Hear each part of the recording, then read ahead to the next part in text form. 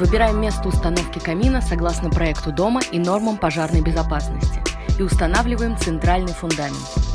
К основанию придвигаем левый и правый фундамент.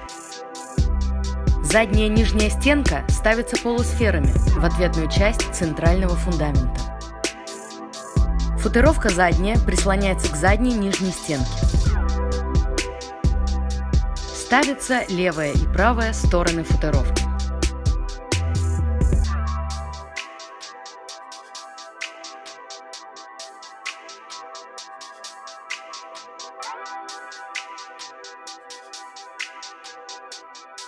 Облицовкой левая и правая прислоняются к стенам футеровки.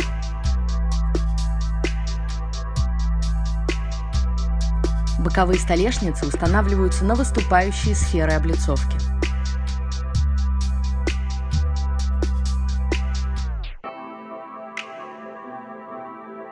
Задняя и верхняя стенка вставляется в пазы, образованные задней и нижней стенкой и боковыми футеровками.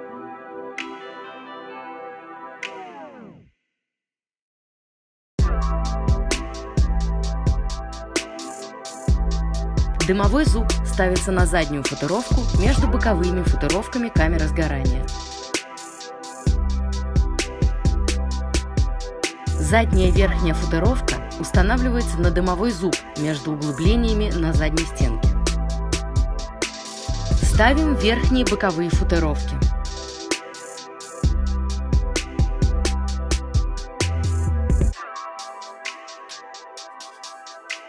Ставим футеровку фриза.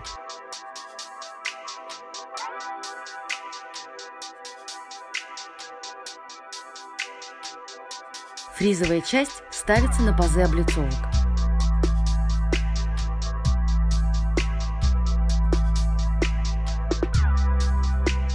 Передняя столешница устанавливается на выступы фризы. Верхние боковые облицовки монтируются в пазы, образованные предыдущими деталями.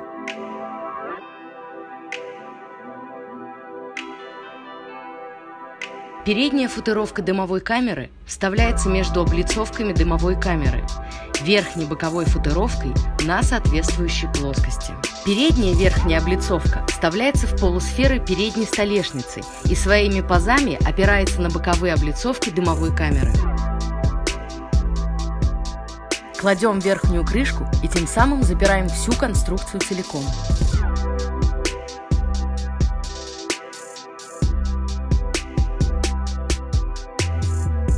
Задвигаем нижнюю плиту камеры сгорания. Сборка завершена.